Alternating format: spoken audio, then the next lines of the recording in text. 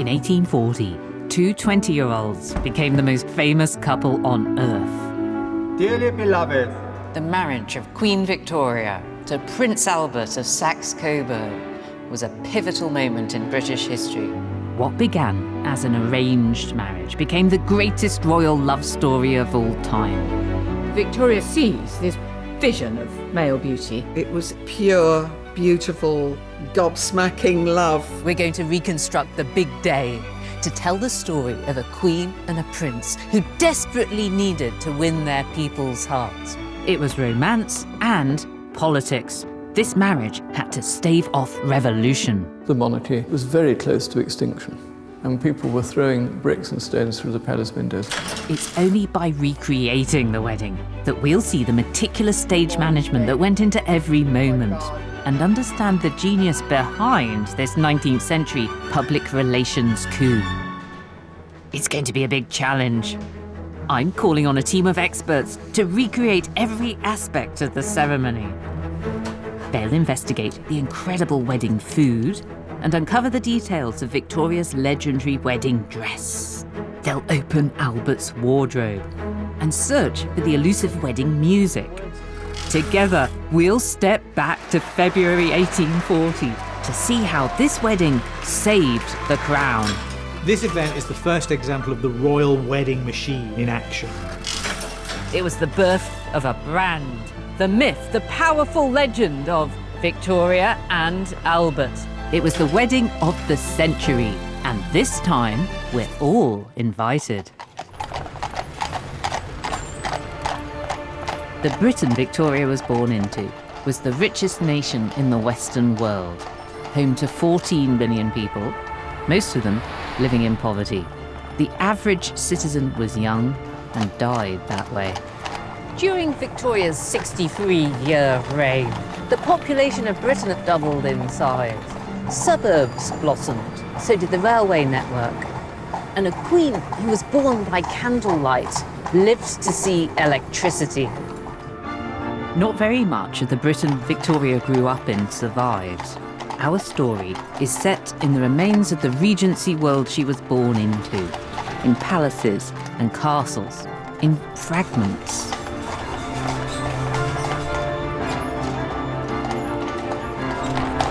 This pocket handkerchief of a square is a jewel. It's clinging on just behind what's now the modern Victoria Station. The square was built the year she became queen.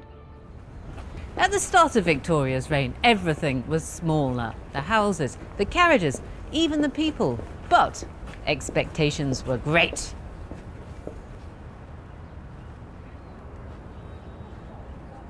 The pressure on this tiny girl was gigantic. She'd only be 18 years old when she became queen. She had a special lightweight crown made to sit on her little head at her coronation. But despite her youth, clearly she needed to get married and babied up. This is the story of the royal wedding machine, first created to get Princess Victoria to the altar. It was set running the very day that she was born. Early in the morning of the 24th of May, 1819, Victoria was born here at Kensington Palace in that first floor drawing room. Her father was King George III's fourth son, Edward, Duke of Kent, and her mother was Princess Louise Victoire of Saxe-Coburg, now Duchess of Kent. We know a huge amount about Queen Victoria because she left us her thoughts, 141 volumes of them. This room is Queen Victoria's childhood bedroom. From the age of 13 here at Kensington Palace, she'd been keeping a daily diary, a journal. The originals of these volumes are at Windsor Castle today, but anyone in the world can read them because they've all been put online. She wrote about where she'd been, who she'd met, her hopes and her dreams, the weather. As a child, she'd had very little freedom. Her mother controlled every move, driven by the need to make sure she survived to become queen. Initially, she was very resistant to the idea of immediately marrying. Victoria's priority was to spare herself the inevitability of marriage and producing a line of little babies to succeed and be in line to the throne. She felt that onerous responsibility. Victoria always knew that she was destined for an arranged marriage to her cousin, Prince Albert of Saxe-Coburg and Gotha, a small German family with a big place in history.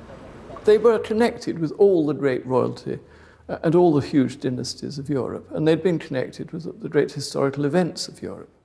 Victoria's mother was a Coburg princess. This union was designed to strengthen the bloodline of the British monarchy and introduce progressive continental ideas. The plan to marry the cousins was hatched when they were babies. Their first meeting was in London at Victoria's 17th birthday party. The court held their breath. According to the plan, romantic sparks would fly. Victoria wasn't terribly impressed by Albert. She thought Albert was rather too plump. And he kept falling asleep. Ah, this is very nice in here. Why don't you see? Andrew Wilson is one of Victoria's biographers. Andrew, what do you think happened the first time they were in the same room? He was very, very shy. He was an awkward teenager. He had hardly known any female companionship. He had almost no females near him throughout his upbringing. So he'd had 16 years of an all-male, all-German atmosphere. The other thing is, Albert had permanent diarrhea when he first met her. The entire German party who came over had dreadful gastric attacks, so it wasn't a very successful first encounter. I find it very striking that in her journal entry for that day, she describes meeting Albert. Then there's a whole lot more about this parrot that Exactly. she gets given as a present. If she falls in love with anybody that day, it was with the parrot. It was with the parrot, exactly. 3 years later, the princess had become Queen Victoria, and Albert returned from Germany for a second visit. The love story began for real at Windsor Castle. Victoria knew her duty, but remembered her unimpressive cousin. Albert was her intended, but she wanted her freedom. She didn't like the idea. She didn't want to have babies so soon. She just didn't want to commit herself. Albert felt the same. He hardly knew this girl who'd already rejected him once. His brother Ernst was with him for moral support. He makes up his mind that, what he's going to do is break it off.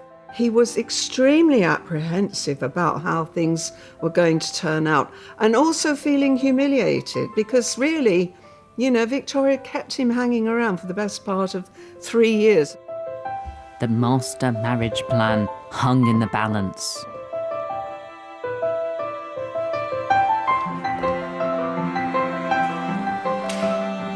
Suddenly, the frog of 1836 has turned into this gorgeous, gorgeous man. Victoria looks down and she sees this vision of male beauty. From Victoria's point of view, it was pure, beautiful, gobsmacking love. Victoria is a real romantic. She loved romantic novels when she's young. When she saw him, she writes frankly. She's not somebody who makes up these things in her journals. She adores him. She wrote, "It was with some emotion that I beheld Albert, who is beautiful." Albert and Ernst stayed for several days, and on the 11th of October, he danced with her. For Victoria, it was love at second sight. 4 days later, the Queen faced a difficult task. A monarch can't be proposed to, so she had to ask the big question. She wrote, "I said to him that I thought he must be aware why I wished them to come here, that it would make me too happy if he would consent to what I wished, to marry me." Once again, Victoria's journal reveals the depth of her feelings. "I feel the happiest of human beings." The engagement of Victoria and Albert was the first step towards the altar, and a wedding meticulously planned to make it the PR coup of the century. The wedding was so groundbreaking, we still feel the effects today.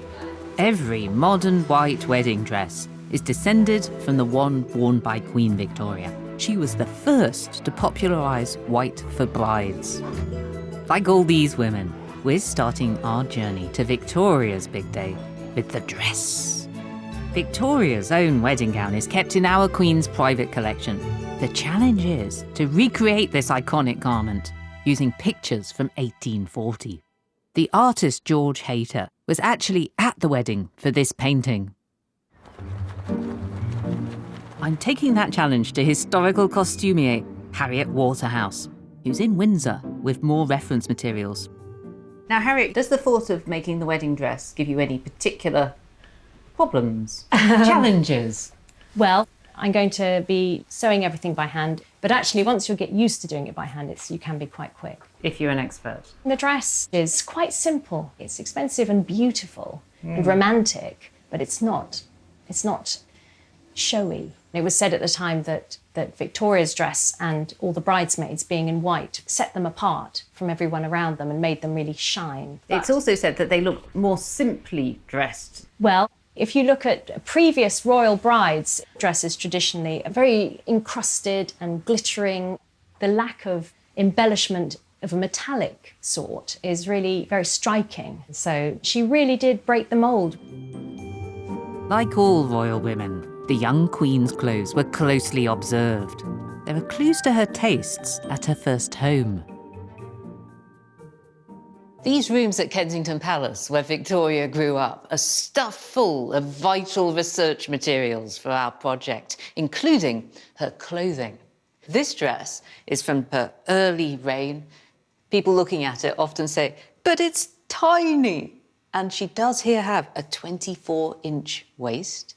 And you can really see that she wasn't very tall, 5 foot 1¼ inches. People who met her, though, often commented on her shapeliness. One American visitor to the palace said that, like all English women, she had a very good bust. I've come here today in search of one particular very precious garment. Okay, gloves on, gloves on. Curator Claudia Acott-Williams has in her care a tiny petticoat that belonged to Queen Victoria. More than that, it's rumoured to be the one she wore at the wedding. So this is an unusual and quite a rare survival from her early reign. It's quite simple in its design, but it's the quality of the textile and the kind of masterful construction which show us that it was made for a queen. So on her wedding day, she would have had to have worn something underneath, and this is, well, it was possibly even this one, wasn't it? Possibly. I mean, we can't sort of confirm that, but it would have been something very, very similar to this. We're going to remake her wedding dress for this project. And I know that the dimensions of this petticoat match the ones of the wedding dress itself. That's right. This would follow very much the line of the dress, so we get a real sense of her shape and her stature at this point. There's nothing like seeing a person's underwear to give you a sense of who they really were. Yes, exactly. At her home, costumier Harriet prepares her workroom. Historical clothes are not just what you see in the painting. The stuff underneath makes the shape. This petticoat would have been worn over a chemise, corset, a couple of petticoats and a crinoline. The important thing is that everything looks proportionally like the painting. In the Hayter picture, it's a gentle sort of bell shape. There's a sort of a lace collar made of Honiton lace. I've got a variety of different laces. Queen Victoria wanted to reinvigorate British industry, so all her lace was manufactured in Devon. It's a thing that the royal family still do today, but up till that point, people were wearing what they wanted and often it was foreign. Thankfully, I've got quite a collection of different antique laces. This is fragile. I'm going to have to do a little bit of mending on it, but it's a wedding veil. It's probably around the right date. It's not quite as magnificent as Queen Victoria's, but it's a similar size, and she wore it just on the back of her head, sort of there-ish, and it just hung. So it's quite a minimal thing, but she was so fond of her wedding veil. Authenticity demands Harriet works in antique measurements. I really love this. This is a yardstick. The yard is divided. It's in quarters. You see there's a pin for each quarter. This quarter at the end is divided in half, and that's a finger. The finger is divided in half, and that measurement there is a nail. This little remnant of a pin there, that was an inch. Subtly not quite a whole inch as we understand it now. Harriet isn't just making the wedding gown, she's also dressing our guests in authentic clothing that will help them think and feel 1840. It's very exciting. I've got a whole range of really lovely frocks. Getting a load of dresses together is like creating someone's life. Victoria was 20, a slip of a girl, quite unlike the more matronly figure she'd become. That fits nicely, I like that. Albert was a strapping lad who enjoyed outdoor pursuits, but he was extremely bookish, and even by Victorian standards, he was pretty straight-laced. Among the guests, the man closest to the Queen before she fell for Albert, her advisor and Prime Minister, Lord Melbourne. He would be wedding planner-in-chief, but it was going to be painful for Melbourne. Lots of people suspected that he himself was in love with Victoria. Also at the fitting, the most important woman in Victoria's life, the Queen Mother. Victoria couldn't forgive her for the strict upbringing she'd endured, and they rarely spoke. The Queen Mother spent years plotting the marriage of her daughter and Albert. She understood that this wedding was about public relations and how essential that was, because she had given birth to Victoria to solve a royal image crisis. For decades, the people of Britain had been fed up with their kings, the Hanoverians. To survive, the monarchy must adapt, work with Parliament and the people, but that called for a new kind of ruler. Public fury was at its worst when Victoria was a child. On the throne, her uncle George IV was a vain, drug-addicted adulterer. The monarchy was very close to extinction, and there were revolutionary rumblings in Britain. If you'd had another person like George IV sitting on the throne, you could have seen the monarchy being chucked out of the window. King George had done one thing right. With Caroline of Brunswick, he'd produced a legitimate heir, Charlotte. She was the darling of the people, a fine, decent queen-in-waiting. But in 1817, she died in childbirth. She was the only legitimate grandchild of King George III. He had lots of grandchildren, but most of them were illegitimate, except for Princess Charlotte. So she was the only possible heir to the throne, and her death was a sort of national calamity. You know, this was a possible sort of turning point for the monarchy. I mean, it was so unpopular. George IV died without a legitimate child, though his brother, William, became king. But none of his surviving children were legitimate either. The crown was in danger. Brother number 4, Edward, married German Princess Victoire specifically to produce a legitimate heir to the throne. Like Charlotte, Victoria must win the people's hearts, marry well, and be a new kind of monarch. Her father died soon after her birth, leaving her in the tender care of her mother, whose task was to keep her alive. Victoria grew up here at Kensington Palace under a strict set of rules that became known as the Kensington system. This is partly about her safety. She wasn't supposed to walk up or down stairs without somebody holding her hand in case she fell. But it was also about mental control and surveillance. Her mother even read her diary. The rules and regulations made Victoria hate her mother and her mother's right-hand man, John Conroy. The Kensington system sounds ridiculously rigid to us, but there was a point to it. Had little Princess Victoria fallen down the stairs or fallen off her horse or died, that really would have been curtains for the British monarchy. When Victoria became queen, the nation once again felt hope. She was the modern, decent ruler they'd waited for. And then, a few months before she met Prince Albert and fell in love, it all went wrong. In the summer of 1839, the palace is tense. The new queen has been doing some quite surprising things. She's been testing the limits of her power. Some of the things she's done have made her advisors wince. Enter. Victoria's inexperience, combined with her temper, created two scandals that rocked the palace, outraged the press, and endangered the monarchy itself.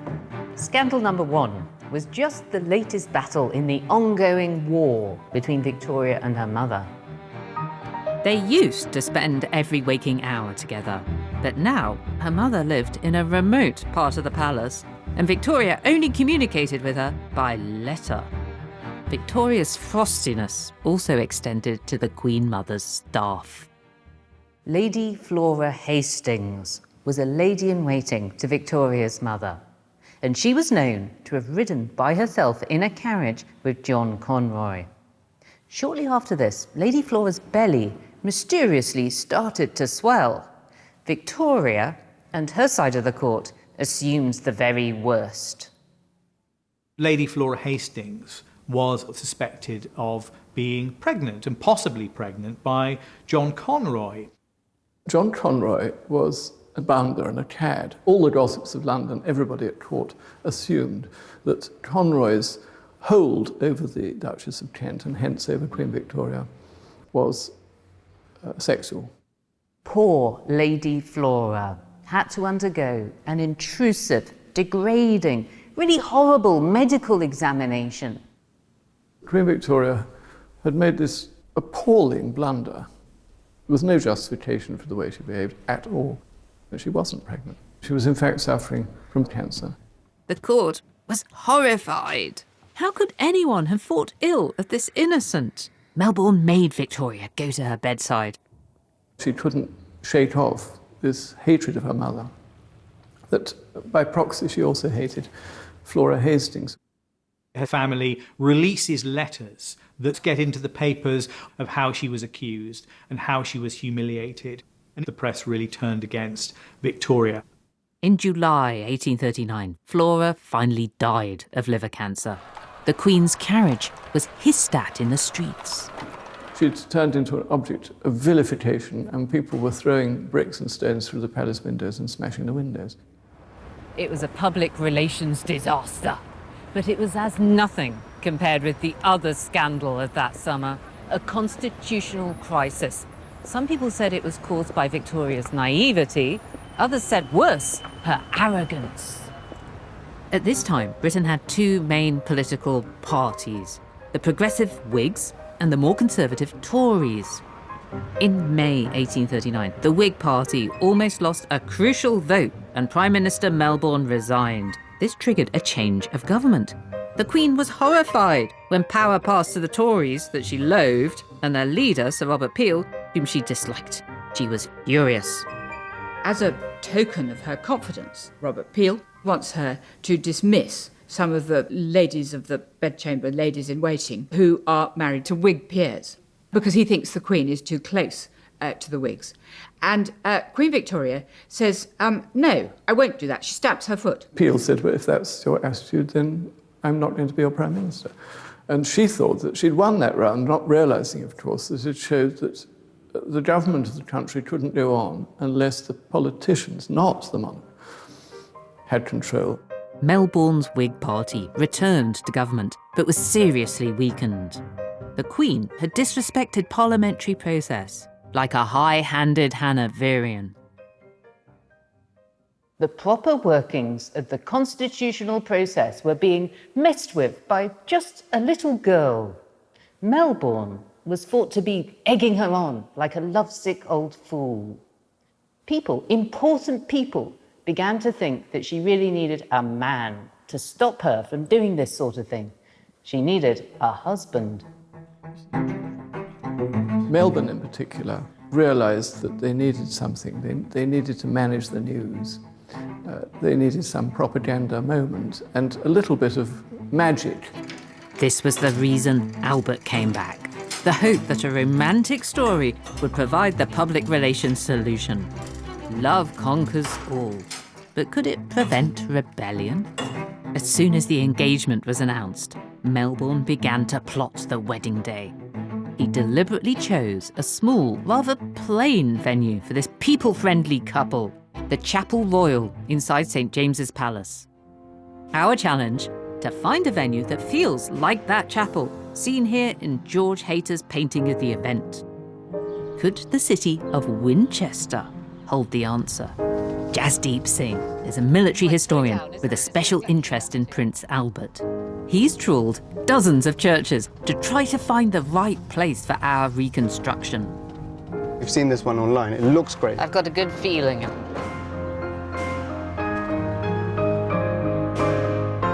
Go on, go on. Aha! Now this looks pretty good, I would say. It's perfect. Do you think that the search could be over? It's got the feeling, isn't it? Just imagine. Richard II was on the throne when Winchester College, a boys' boarding school, was established. This fabulous panelling. This will be a very grand royal stand-in. Winchester College chapel dates from 1395, so it's older than St James's, but the proportions of it seem exactly right. It's long and narrow, just what we want. Every wedding needs music, so we've called in composer Nick Ryan to investigate ours. But he's come up against a hurdle. Victoria and Albert famously loved music, but what was chosen or composed for their ceremony is hard to discover. The music is such an important creator of atmosphere and emotion at a wedding. I want to find out what music was played, who selected it, and why. To Oxford and the Christ Church College Music Library. Matthias, hi. Dr. Matthias Range is an expert in royal ceremonial music. We're trying to reconstruct this wedding, and there's very little information about the wedding music. Well, the royal household just didn't keep record. Really? But then we do know what other reports tell us, that when Prince Albert approached the chapel, there is some idea that the music could have been "See the Conquering Hero Comes." By Handel. Indeed. It was so well known at the time, so just hearing the tune, people would have associated with those words, "See the Conquering Hero Comes." It seems a bit odd, the idea of him being a conquering hero. Well, he conquered the Queen, didn't he? Yes. But we do have one report for when the Queen entered, and that tells us that the organist of the Chapel Royal included Handel's chorus, "A virtuous wife shall soften fortune's frowns." Again, a sort of apt choice in music for the bride.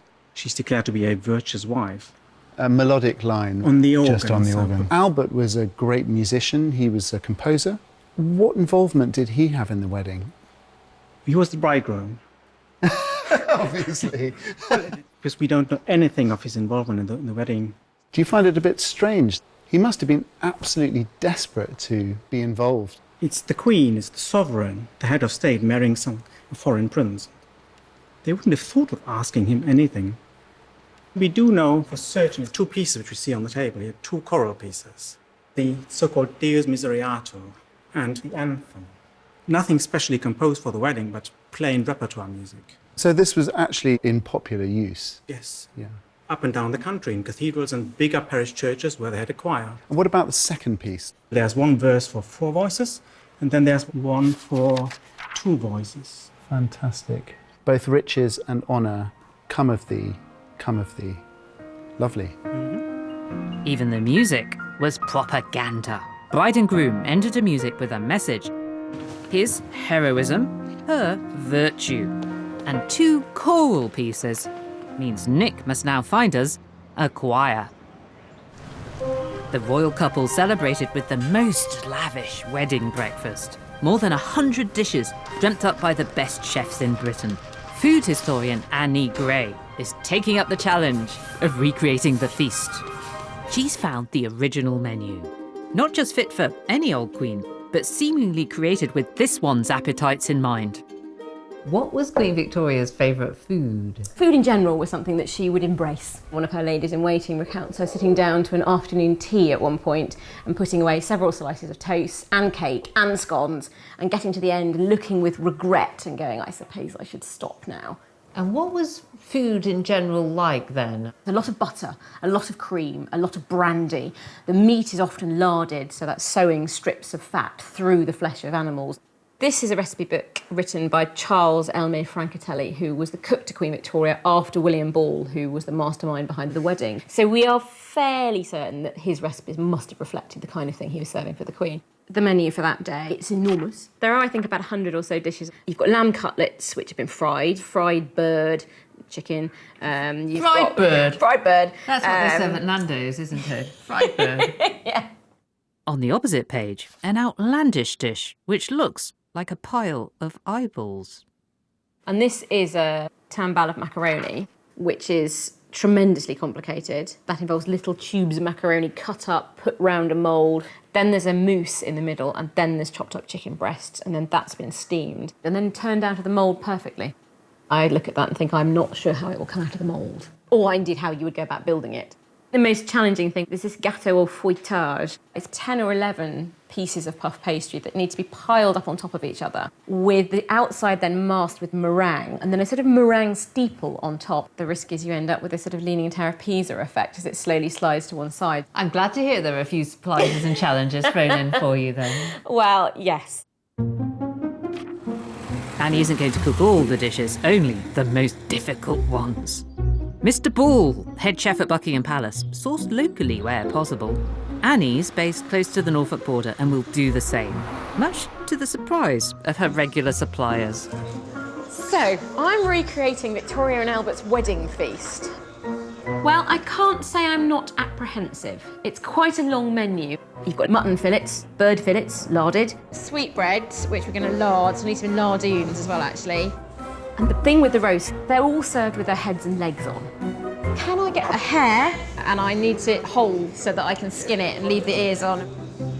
There was a lot of meat, a lot of alcohol. So I need probably about a gallon of brandy. Well, there would have been a whole dessert course. Cakes, bread pudding, jellies. I need about 2 stone of sugar. I do fear that this may have been the meal that broke Mr. Ball, the chief cook, because he retired a month later. Oh, it's quite heavy. But it could also have been perhaps his swan song, the pinnacle of his career. So perhaps if I hold on to that thought, it will be a little bit less daunting. For our experiment, the sumptuous interiors of Holcombe Hall in Norfolk are doubling for Buckingham Palace. Built in 1764, it's only a little bit younger and suitably grand. To recreate the wedding breakfast, Annie and her team must resurrect dishes from the distant past, at speed in the Georgian kitchens. I'm going to see how disastrous this pudding is. Rehearsals are vital. Every recipe must be tested. This is experimental. I'm not quite sure of the amounts for this mould or whether the whole thing will split apart. So what I want to do is I want to test it so there are no nasty surprises on the day. I'd hate to serve Queen Victoria and Prince Albert a kind of split pudding. Ooh, it's looking good. Addie's next big challenge, the wedding cake. 9 feet in circumference, 300 pounds in weight. There were smaller cakes sent out to friends, relatives and embassies, but the main cake was such a monster, it had to be baked in sections. The first problem is the lack of original giant baking tins. The solution? Victorian metalwork specialist David Laversha. Copper has always been the best material to use for cookware because of the way it transmits heat. I tried to see how people in those times worked with copper. They weren't making everything machine perfect. The tin was quite large, so we're assuming it was made in 2 sections, 2 D shapes. Now, 170 years ago, they would have been doing what I'm doing here. They'd mark it out, probably with chalk. Cut it by hand, it's quite soft. All hammered together tightly. When the dish is finished, it has to be coated with tin to prevent the copper from oxidising when it's in the oven. Copper will oxidise and will poison anyone that eats the cake eventually. The half-moon tin will have to be filled 8 times to build the towering edifice. Once we found our baker. In the winter of 1839, Melbourne plotted the make-or-break matrimonials that had to launch a new kind of royal family. The day had to go without a hitch. 18 months earlier, lack of stage management had made Victoria's coronation a bit of a farce. Victoria's coronation was a sort of comedy of errors. It's an exhausting long ceremony of 5.5 hours. Queen Victoria was constantly wandering around. Nobody had told her during the ceremony, where did you go to the lavatory? The Archbishop of Canterbury made a dreadful error with the ring of state. The Archbishop put the ring on the wrong finger and jammed it on, so she had an agonising time. Another bishop accidentally turned over 2 pages of the Order of Service, leaving the Queen in the wrong place. And then poor Lord Roll, an ancient 82-year-old peer, who came up to pay homage to the Queen. Well, of course, Lord Rowe fell backwards down the steps and people thought he died. And Victoria breaks with protocol, stands up, helps him up. And this is actually the big story of the day. Headlines told how the young Queen had leapt from her throne to save a pensioner. And the coronation disaster became a PR hit. Melbourne knew that good press had to be integral to his stage management. What he planned was stupendously audacious. He had the idea of inventing a new tradition, to use the wedding to distract the British people from any thoughts of rebellion or revolution, and this would be vital for the future of the monarchy. And given Melbourne's personal feelings, it was a sacrifice for him. He was making a gift of love to Victoria.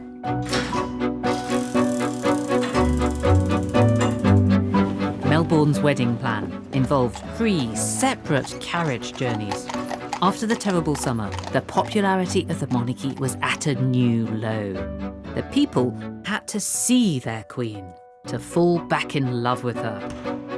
It wasn't just the Queen who needed better public relations. Albert was in trouble as well. The Saxe-Coburgs are not popular with the British, and there's a lot of talk about, German beggars and princelings coming to sort of help themselves to English queens. In the press, you will see cartoons of him as a German sausage shop owner shuttering up his sausage shop in order to come over to Britain to take advantage, really, of this wealthy young woman. One result of this is that Albert is voted a rather insultingly low allowance by Parliament, which Victoria is most annoyed by. She wrote, Stevenson came from Denison to Lord M, wishing it to be reduced to 30,000. I was frantic. Lord M feels like me about the meanness of all this. The Queen believed that Field Marshal the Duke of Wellington, a leading Tory politician, was the person behind the salary injustice. Her request to have Albert made an honorary Field Marshal, the highest rank in the British Army, might soothe the prince's hurt pride. But young Albert had no military experience. How must he have felt?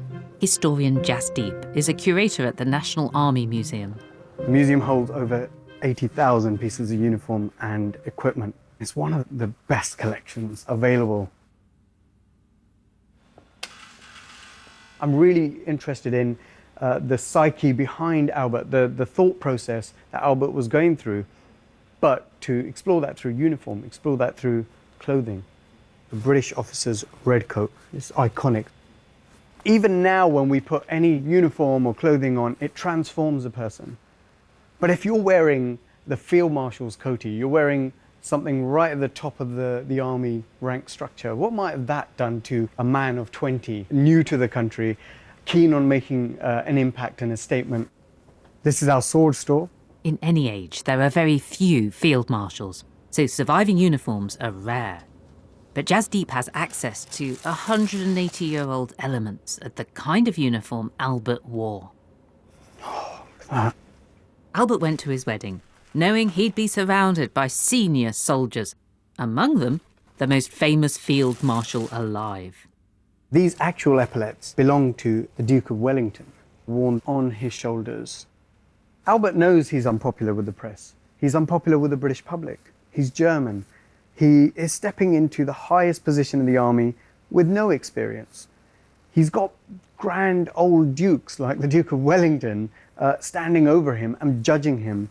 And when he wears this uniform, there's a sense of Albert having to not just don the role of a field marshal, but also to fit that expectation. And that's a tall order.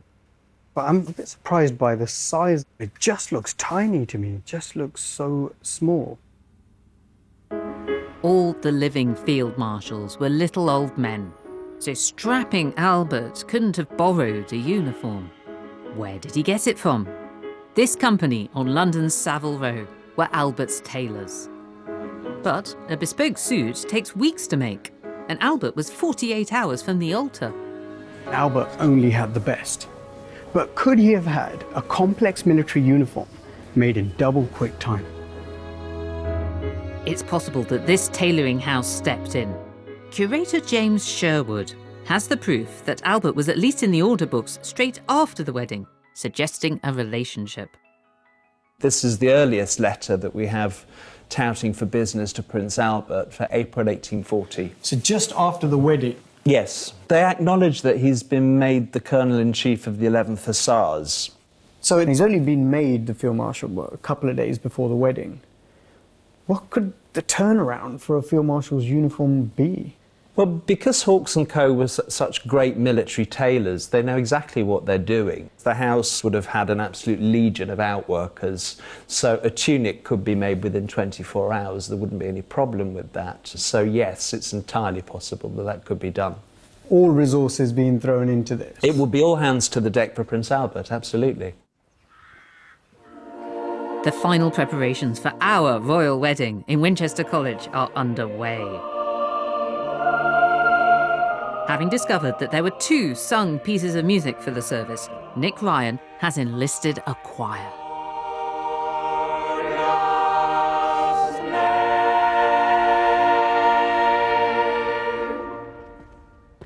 Can I just say thank you so much.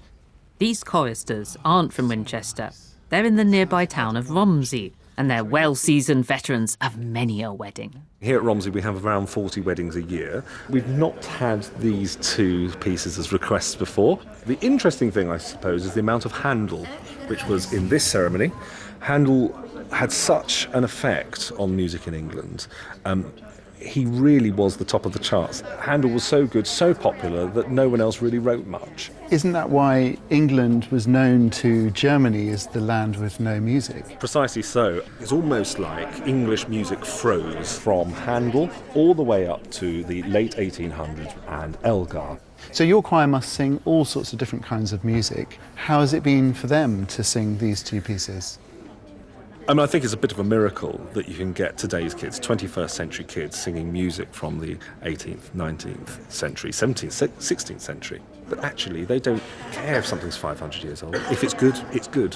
So we're days away from the performance, the reconstruction of this wedding. Are we getting there? I think so, yes.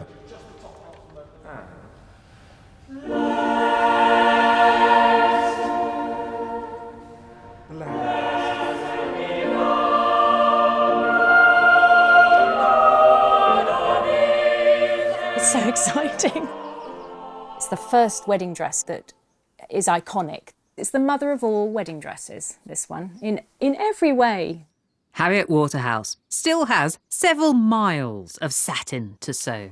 This is a fantastic dress to make because this is Duchess satin. It has a lovely sheen to it, but not shiny. It's particularly lovely. You do find when you're sewing that you have a feeling about the people who worked on it. I shall be sewing and thinking about the seamstresses.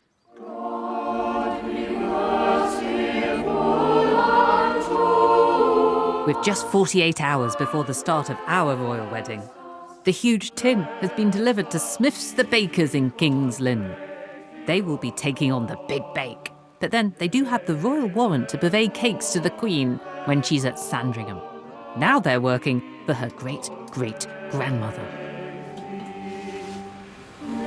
There's over 200 eggs going in the completed cake, £64 of butter, which is 128 packs. Cherries, currants, and plenty of brandy.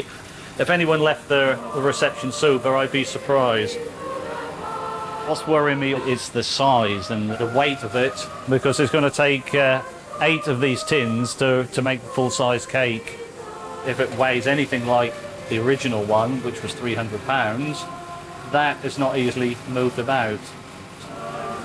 We've got to get it right. The tin will be filled 7 more times before Paul can begin building the cake. The challenge then will be getting it into our Buckingham Palace, Holkham Hall.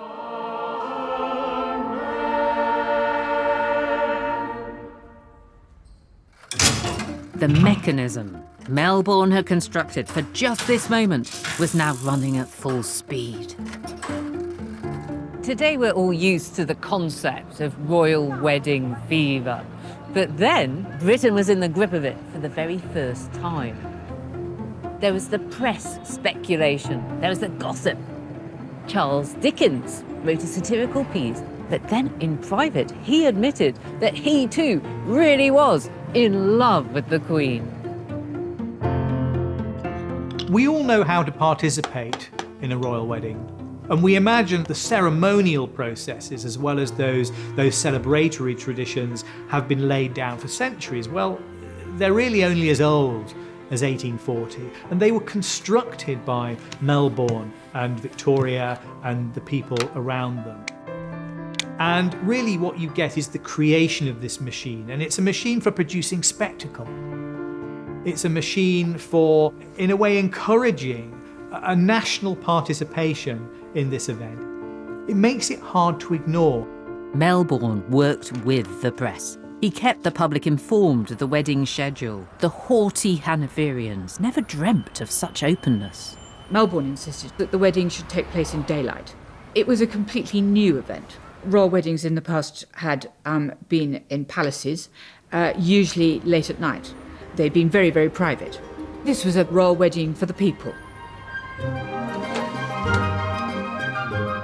As the big day loomed, the Buckingham Palace cooks laboured round the clock.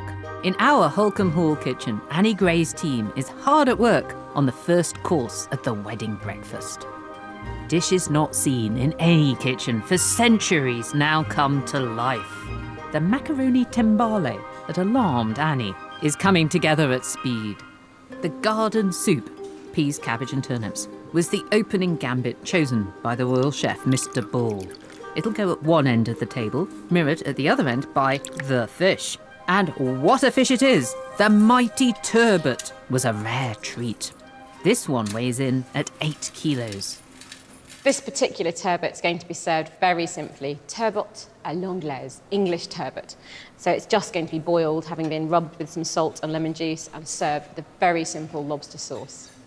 It's really deceptive, isn't it? Because, I mean, you just think, oh, well, anyone can cook that, look, lemon, salt, whatever, but ruining something like this. Your life wouldn't be worth living, would Criminal. it? Even now. And, of course, it has to be done exactly at the point of serving. And Victoria and Albert were usually late for dinner. One of the most time-consuming processes is larding, sewing strips of bacon, in this case through sweetbreads, the neck glands of a sheep. In 1840, Buckingham Palace was no place to be a vegetarian. Amongst the first wave of dishes, there was a lot of mutton, a favourite of Her Majesty's. Mr. Bull's team larded multiple saddles of mutton with fat, then braised them and glazed them and served them with mash. Good to have a bit of carbohydrate for balance. No Victorian party would be complete without that classic 19th century dish, the raised pie. Mr. Bull's pigeon pies were made in the traditional manner, stuffed full of pigeon breast, forcemeat stuffing, and then, in this case, a few little feet poking out of the top, just so the diners knew what the pie was. In case they were still in doubt, the other pie will have a full pigeon in flight sticking out of the top. Taxidermy heaven. On the cold, wet night of Sunday, February the 9th, 1840, the palace kitchens were a hive of activity. Upstairs, there was also work going on. In her room, the Queen shared her thoughts with her journal.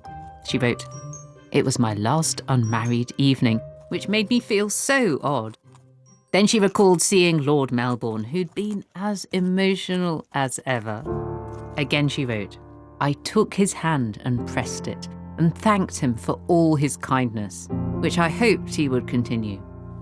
Melbourne knew his work was done. he had to let her go. As the Queen retired, the palace clockwinders began their work. Citizens all over the country did the same. When the nation's clocks were next wound, Britain would be a different place, changed by the union of two young people who together would put her on a new course.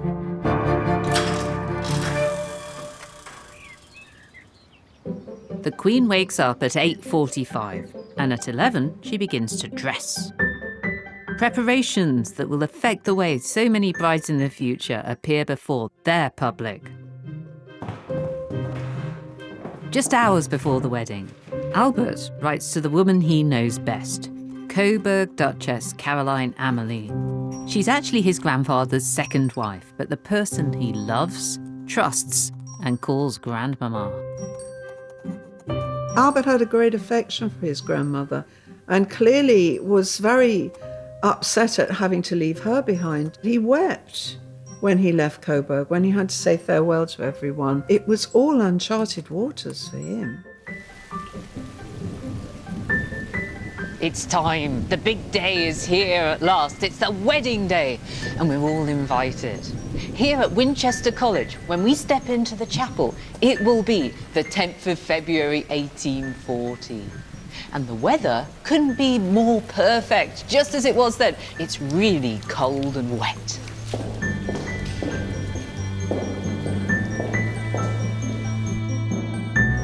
For our ceremony, the chapel at Winchester College is almost ready. The wedding cake begins its journey to the dining room at Holcombe Hall, our Buckingham Palace. The original set a fashion for rich fruit cakes for royal weddings to come, a tradition only recently broken by Meghan and Harry with their lemon and elderflower cake. Our guests are also preparing. I'm very pleased with the fake hair I'm going to get. I couldn't miss the chance to dress up for a royal wedding. Silk stockings. Ooh, for Madam. lovely. What's this? Oh, I quite like the look of this. Yes, I thought you might. I and those people will get the chance to experience as near as first-hand as is possible that wedding ceremony. How exciting. It's brilliant, isn't it? It is. So jealous. Are you jealous that you're not dressing up too? Absolutely.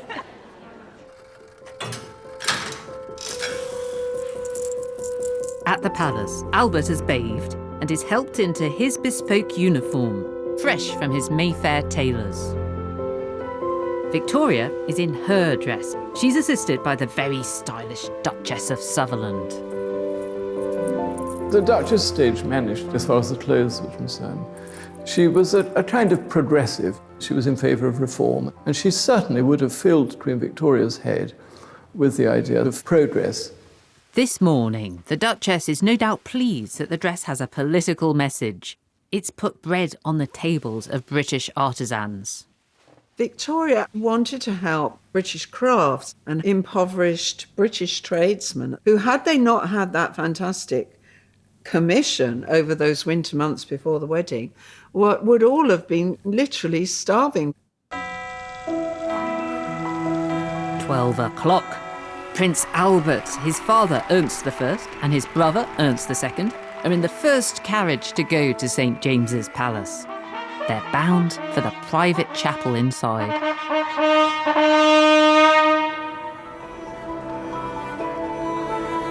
Our performers represent wedding guests who've been travelling, some of them for days, to get here.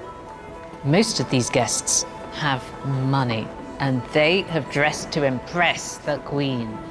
They're sporting wool, linen, perhaps silk, woven by Huguenots in East London. And some may be wearing more exotic fabrics imported from India and China by the East India Company.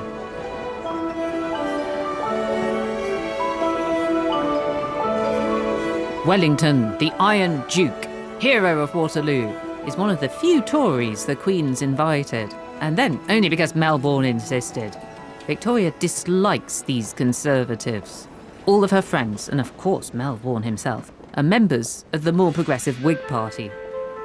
Nick Ryan and Jasdeep Singh have joined me to observe from the 21st century. The guests await the arrival of the Queen and her prince, just as they did on that cold February morning. Among them, foreign potentates, including one couple whose presence demonstrates the international significance of this wedding. The American ambassador and his wife is amongst the audience, in spite of the fact that America had become independent, and even more recently that in the War of 1812 the British had invaded the United States.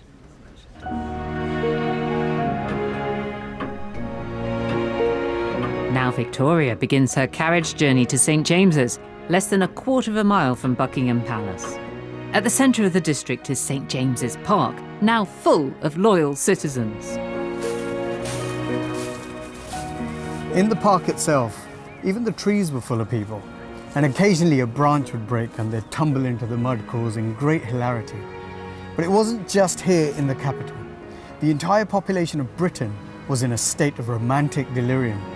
Prince Albert has arrived before Victoria and awaits his moment to enter the chapel. The Queen, meanwhile, is in a side room with her bridesmaids. She wrote, "My 12 young train bearers were dressed all in white with white roses, which had a beautiful effect." This is the mother of all white wedding dresses. It's quite shockingly, radically simple. What everybody was expecting to see was a shouty golden dress. This is a perfect example of Melbourne's stage management. The satin has to be seen in the half light to appreciate its explosive effect. You can see that it really does glow in the dark. That's what the white does.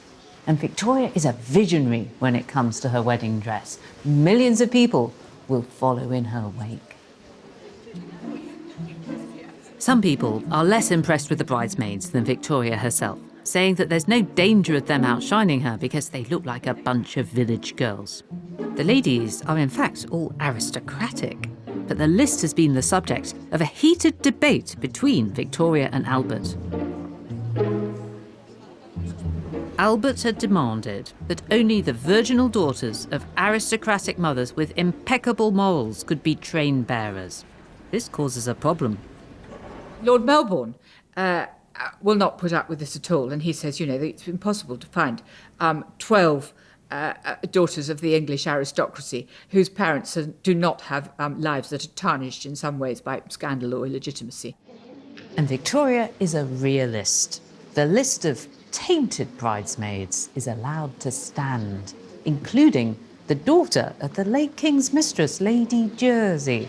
And right there, with her laissez-faire and Albert's uptight morality, we've got a glimpse of differences to come between our lovers.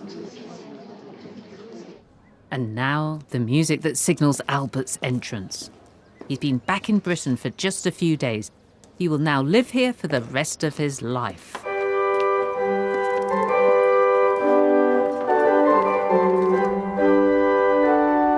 Albert comes into this piece by Handel. Hail the conquering hero comes.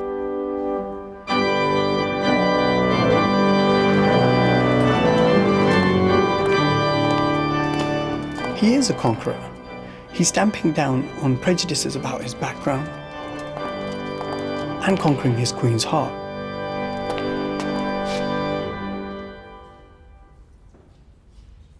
It's amazing to see him in context, looking into the history, feeling the sort of intake of breath as he arrives. Albert goes up to his future mother-in-law, the Duchess of Kent, and kisses her very fondly. People have already noticed that Albert is building bridges between Victoria and her mother. Victoria's really good at holding her grudge. She still loathes her mother, but Albert can see that this is problematic, if not dangerous. Albert is determined to heal that feud. This is the Saxe-Coburg family. We must be united. Also, Albert is dubious about Victoria's replacement mother, a governess, Leighton. Albert might be jealous of the love Victoria feels for her old governess. They even had adjoining bedrooms. Might also be snobbishness, because Leighton was born a commoner. Baroness Leighton is controlling the things that Albert wants to control, particularly the finances of the court. He might even already be thinking about plans to ease Leighton out.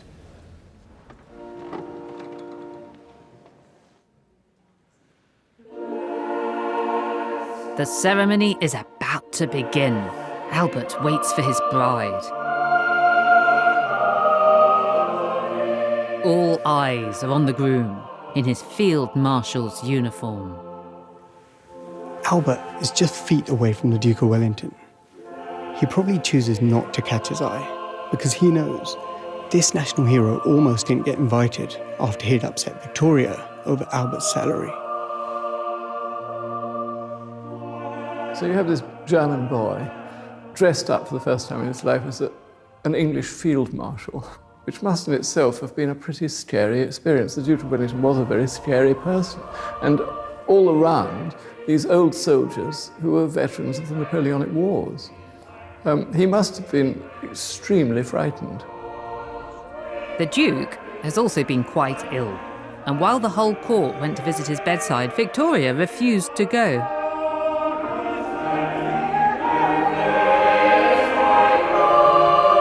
This was fabulous in rehearsal, and now you can really feel the effect of these youthful voices in such an ancient setting.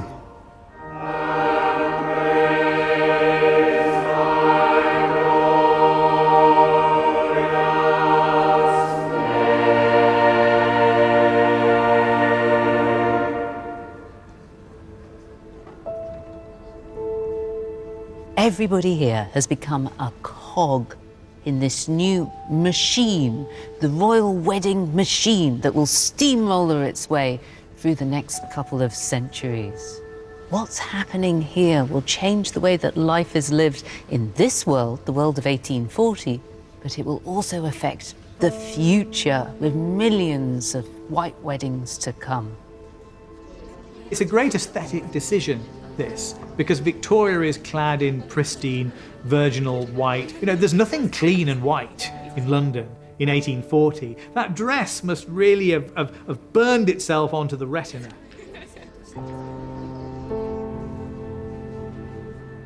It's much more than just a wedding of two young people. It is scene one of a great drama, which is going to be the unfolding of modern constitutional monarchy.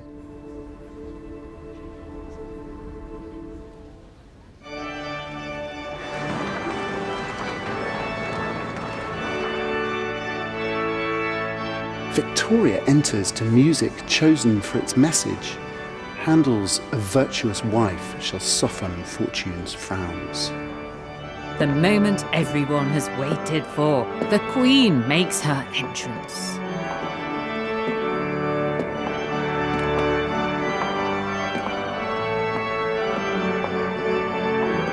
This is what the experiment is all about. Sitting here in the middle of it, I can't help but be swept up in enthusiasm for the little Queen, for the romance, for the monarchy itself.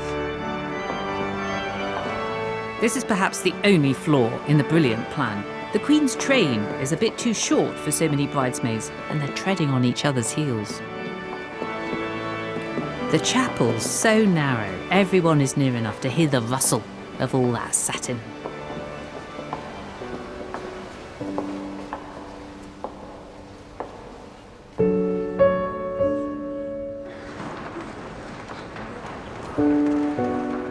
Dearly beloved, we are gathered here in the sight of God. Even though we're recreating all of this, I'm getting an insight into how the royal magic works. To join together this man... Something else made obvious by reconstructing the wedding. The Queen has placed her mother just out of her eye line, but can easily catch the adoring glances of her dear friend Baroness Leighton. In the corner, the Queen's favourite painter is making sketches for the wedding picture that will take 2 years to finish. George Hayter produces the first great portrait of her while she's on the throne. And Victoria and Albert commissioned him to produce the official wedding portrait, which is something from a perfect world. It's burnished and soft focus. Secondly, it was ordained Christ's holy body. While the Archbishop deals with the sins of the flesh, many in the congregation are looking at Albert's family. Albert's father and his brother were philanderers, and it was a horror that he really never came to terms with. Albert was very frightened of the consequences of sexual license, of profligacy. He was very proper, very moral, right from the beginning. And keep themselves undefiled members of Christ's holy body. This union would bring Germany and Britain closer together than ever before. It was supposed to ensure international security, keep Europe safe. And this would work, at least for a while. With our wedded wife, to live together. As the ceremony progressed, many observers later noted how Victoria had locked her eyes on Albert throughout the ceremony, how she looked pale and slightly drawn. The press cast it as charming, innocent and girlish. Perhaps she's waiting for the most important word in the entire service. Victoria, wilt thou obey him? Now this is the big breath moment. There's been so much speculation about the exact form of words they're going to use. What everybody wants to know is she going to use the O word? Wilt thou obey him? I will. She insisted, when it came to the vows, that no, she was going to vow to obey Albert, because she said, I want to be married as any other woman and not as a queen. As with many a royal bride, Victoria's father isn't here to give her away. Her favourite uncle, the Duke of Sussex, stands in. Just as any other wedding, there was a certain amount of gossiping and sniping from the congregation. This Duke here was famously skint, and some people were saying that he was only too pleased to give away what wasn't his. For as long as you both... This Duke will die with no legitimate children, which means that his title will die with him. With his ring... The Sussex title lapsed. Meghan and Harry, of course, now have assumed that title and it's been revived. With this ring, I thee wed. With my body, I thee worship. With my body, I thee worship. In the name of the Father. In the name of the Father. And the Son. And the Son. And the Holy Ghost. And the Holy Ghost. Amen. Amen. This is the climax. Victoria will say later that this was the best moment of all. She and Albert have actually practiced putting the rings on. She remembered the mess up with the ring at her coronation.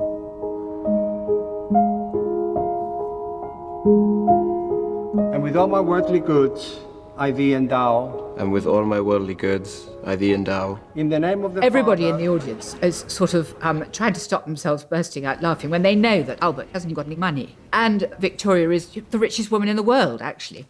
So...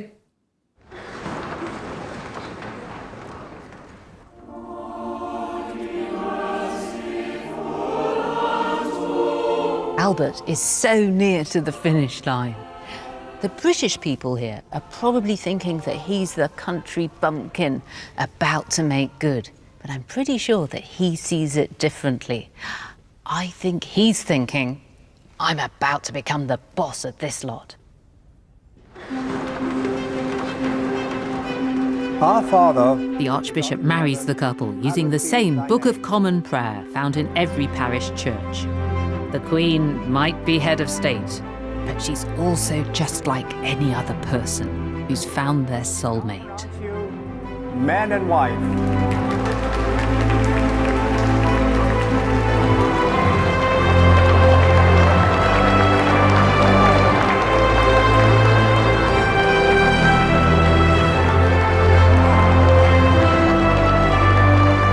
This moment caused quite a stir. Lots of guests noticed that while the Queen had been smiling and winking at Baroness Ladson throughout, and now made a special point of kissing Queen Adelaide. And as for her mother, well, she merely shook her hand.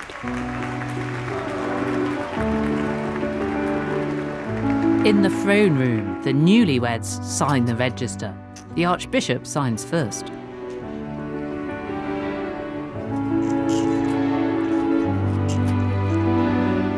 They're signing with just their first names, like kings and queens do.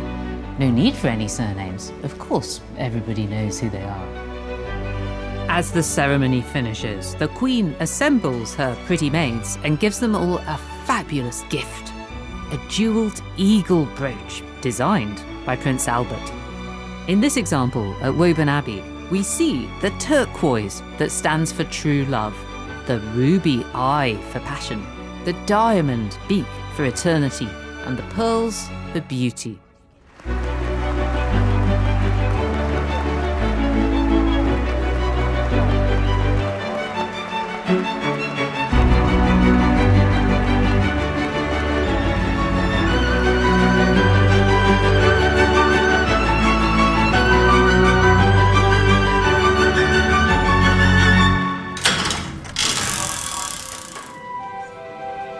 The guests invited to the palace for the wedding breakfast now wait in a withdrawing room.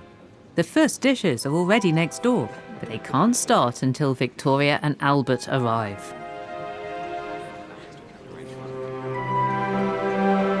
But rather than joining their guests, they retire to her quarters.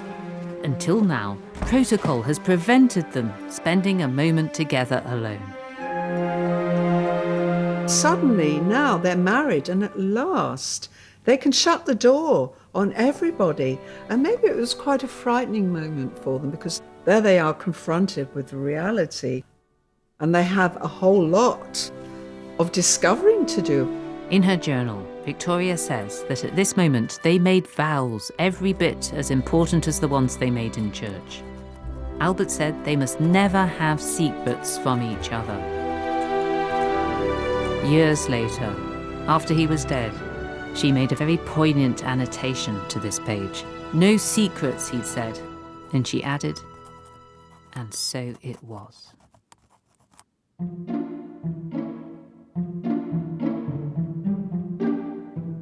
In 1840, dinners were served à la française. It was a beautiful, intricate style of service in which all of the dishes for each course were placed on the table simultaneously, laid out symmetrically.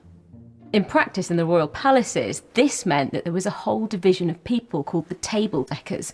It was their job to measure out with set squares and tape measures, making sure that the gaps between each plate were perfect, that the table was completely symmetrical. Fit, of course, for royalty.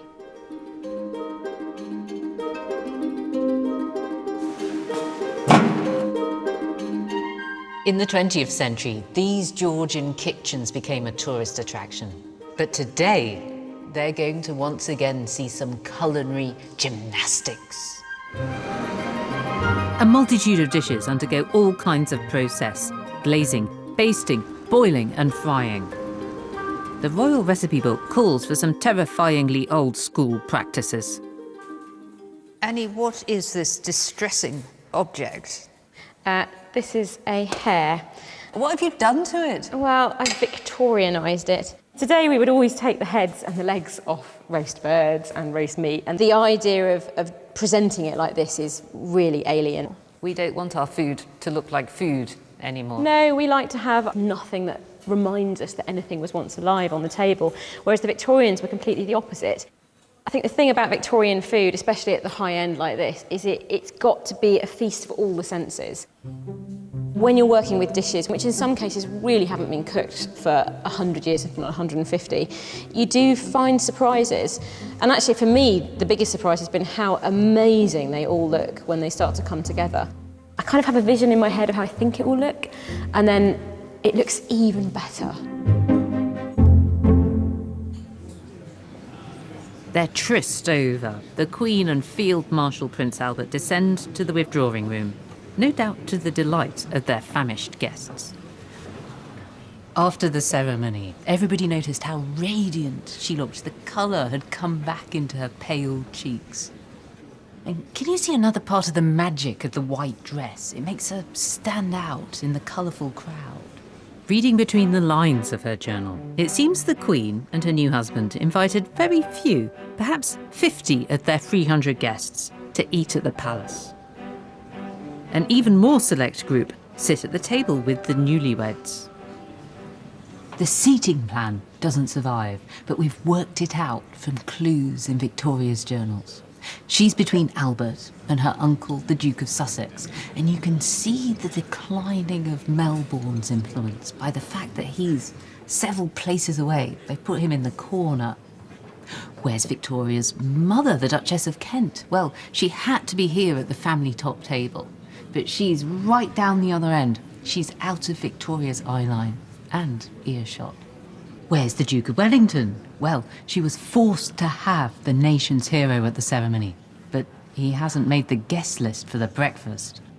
This meal is as political as the wedding ceremony had been. The Queen showing friends and enemies alike their place in the new pecking order. Who sits where? How easily can they catch the Queen's eye or eavesdrop on the conversation? The food must be a mouth-watering relief. The wedding breakfast was characteristically lavish and huge. Prince Albert was extraordinarily fastidious and squeamish about what he ate and was very easily upset by what he ate. She, on the other hand, always loved guzzle, guzzle, guzzle. She shoveled it in, course after course. And also she had a very strong head. She drank like a fish. She wasn't alcoholic, but she loved knocking back the booze. Whereas Albert, one glass would have finished him off, probably. This is the roast capon for the second course. Now, Mr. Ball's capons would have been castrated cockerels, but that's illegal in modern Britain. You can only buy French ones. This, therefore, is just a chicken. The point of caponing, however, was that the birds became extraordinarily plump and luscious, quite superior to a normal bird. Here's the country life brought to the city table. Asparagus standing to attention on a bread base naturally served drenched in butter. Another capon dish, a key part of the second course. These have been galantines, so boned out. They've then been stuffed and then glazed with this chaudfroid sauce, which is a type of cream sauce set with the inevitable gelatin. Everything is all about aspic. They are then being beautifully decorated up. These really are like little jewellery boxes sitting on the table.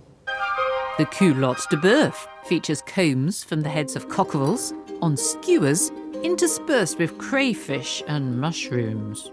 This is the remove dish, so this is a really crucial part of it because you've got everything on the table and then something goes out, the turbot or the soup. And once this comes in, all the other dishes are then uncovered. So this is quite a sort of key wow factor. It's a wow factor now, isn't it? When the waiting staff have delivered the meats to the table, the guests themselves have the pleasure of carving them. Victorian diners above stairs revelled in the artistry of the craftspeople down below. A host was judged on their ability to find a great cook, and of course, Victoria had the best. Her head chefs were stars, and when they left the palace, they had their pick of jobs at grand hotels and restaurants. So many dishes to get through. But Victorian diners knew to pace themselves. One trick they had was to put mustard inside the ear. It's supposed to deaden the nerve that tells the brain when the stomach's full. Once she was queen, Victoria was distressed to discover that she was putting on weight. She once asked Lord Melbourne about this. He said, "You should only eat when you're hungry." She said, "Well, then I'd always be eating." Victoria was notorious for being an extremely fast eater. And of course, the protocols were that the minute the Queen finished her food and put her knife and fork down, that was it. The servants came in, whisked the plates away. And there were always these complaints from members of the entourage that they never had a chance to finish what was on their plate because Victoria gobbled her food. Her Majesty might have been racing to get to the jellies and puddings. Like so many of her subjects, Victoria has a sweet tooth. Okay. Oh, it sounds good. Ooh, yeah. It's a bit of leakage. Oh, look nice. Yes! Well, hey, excellent. The kitchens at the royal palaces were divided into divisions, and one of the most important was the confectionery division, which was in charge of sugarcraft and that kind of thing, but also jellies. If you were Victorian and you had money and you wanted to show it, then you put moulded foods on your table. Not just jellies. If it could be moulded, then you'd mould it. So this one is a moulded fruit puree. This mould over here, this is designed for cakes. Or you've got something like this, which might well be used for a meat mousse. Put it this way, it would not be a Victorian wedding feast if we didn't have moulded foods on the table. This confection of icing sugar, jam and whipped cream is gâteau en feuilletage, laced with liqueurs that ooze at the first touch of the spoon. That looks precarious. Hi, Annie, it is. I sort of had a vision of what this would look like based on reading the recipe, but you never really know till you see it. I'm not sure I'd realised it was quite so dangerous. Puff pastry is so delicate. But it's very light. It looks like it's sort of enormous cake, but actually it's just very, very light cream and a really quite light jam.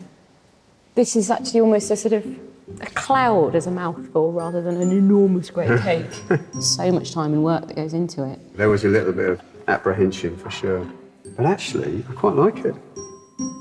This is the gâteau that had made Annie quake. Will it collapse before it reaches the table? Now fully dressed and still upright, it's ready to ascend to the dining room. Like all weddings, the ceremony and this meal were family occasions. For some guests, one of the last of such gatherings. Within 4 years, Albert's father Ernst I would be gone. His son, Ernst II, would live to be 75, busy philandering, active in the arts and in German politics, and nearly becoming the King of Greece. The Queen Mother would live for another 21 years. She and Victoria would never fully reconcile, although after her death, the Queen would realise how much her mother had loved her and would be grief-stricken.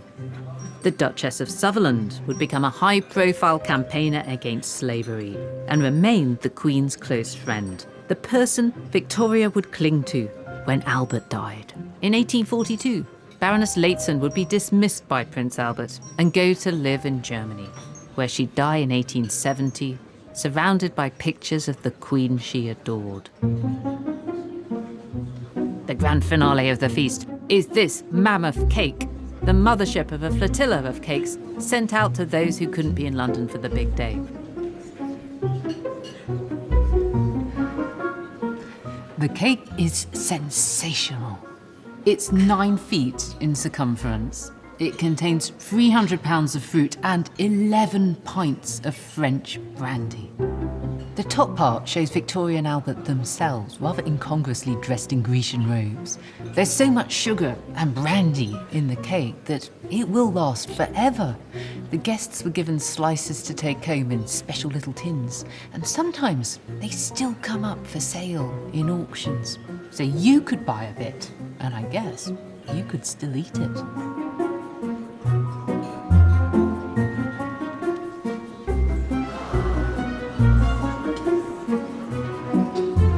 After the cake is cut, Victoria and Albert rise and leave the table. They've somewhere else to be, away from the madding crowd. She wrote, "I went upstairs and undressed and put on a white silk gown trimmed with swan's down and a bonnet with orange flowers. At 20 minutes to 4, Lord Melbourne came to see me." Perhaps she then finally realised how tired and exhausted he had been the last 3 years, looking after her and, nurturing her and helping her learn the job of being queen. Suddenly, their long-held roles are reversed. She's in charge now, telling him to have an early night. And then Albert comes in looking wonderful, and he's the one who carries her off, leaving poor Melbourne. Melbourne was very diplomatic with Albert. He didn't entirely approve of his rather priggish personality, as he described it, but he understood that Albert was the right man to be Victoria's husband and to guide her. They were to be separated. It is, I can see why he tries. I try thinking about it myself. So I think it's the most moving little moment in the whole day, really. It's 4 o'clock. Time to put the grime of the capital behind them. The rain stopped and the sun came out, and then they were riding west out of town towards Windsor. They were deliciously alone. They were in limbo. They were free from all the formality and the pressure of Buckingham Palace. And ahead of them lay the fairy tale castle of Windsor. The newlyweds spend the evening in her old rooms and have their supper delivered. He plays her sweet music and she swoons. Victoria wasn't feeling very well, but nothing would stop her enjoying her wedding night. There is no element of prudery in her. She describes it frankly in her journals. She describes the first night they spent as man and wife. She adored him. As she wrote, at 20 minutes past 10, we both went to bed, of course in one bed, to lie by his side and in his arms and on his dear bosom, and be called by names of tenderness I have never yet heard used to me before, was bliss beyond belief. A baby, Princess Vicky, was very possibly conceived even that night. 8 more would follow over the next 16 years. The Queen began to long for the days when she and Albert could be alone. Not surprisingly, being the Queen, as well as Albert's wife, as well as the mother of all these children, began to take its toll on Victoria. She started to experience symptoms that today might lead to a diagnosis of postnatal depression. Even so, during this first decade of her marriage, she proved herself to be dutiful and spirited and pretty tough. The Queen knew that her wedding day had established a brand, Victoria and Albert, a family business that people could trust. It had rescued the crown. 14 years later, what's said to be a retrospective wedding photograph was snapped up by their devoted public. We remade that wedding to see how even the smallest detail was managed. The use of scale was masterful. The small queen in the huge dress was vulnerable and powerful. Albert's scarlet drew the eye, made the boy a man. We understood Victoria's placing of those she loved in her eyeline and those she distrusted out of it. And most of all, we saw the story the public would be sold. The new style royals who believed in love, a happy ever after for everyone. Splashed across every newspaper, the wedding and the marriage were expertly crafted to stop Britain from becoming a republic, and it worked. There is a kind of cooperation that happens between the press and the palace. Victoria and Albert are going to be a fresh start. They're going to be representatives of progress. And that's something that most newspaper editors of this period are interested in. The idea that Britain is going to go on some kind of forward trajectory. The wedding of Victoria and Albert saw the birth of a legend. The legend of their powerful love that came to define her whole reign. The brand of Victoria and Albert was born at this ceremony. And on top of that, their new way of getting married affects the way that people still get married to this day.